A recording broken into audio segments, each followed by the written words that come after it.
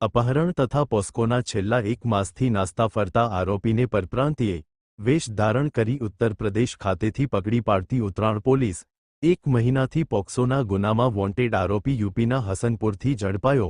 15 વર્ષીય સગીરાનું અપહરણ કરી આરોપી યુપી નાસી ગયેલો 21 વર્ષીય આરોપી મોહમ્મદ મોહસિન ઇકરાર અહેમદની ઉત્તરાયણ પોલીસે યુપીથી કરી ધરપકડ। આરોપીને પકડી પાડવા ઉત્તરાયણ પોલીસ રિક્ષા ચાલક અને શાકભાજી ફેરિયા બની। રિપોર્ટર જયદીપ રાઠોડ।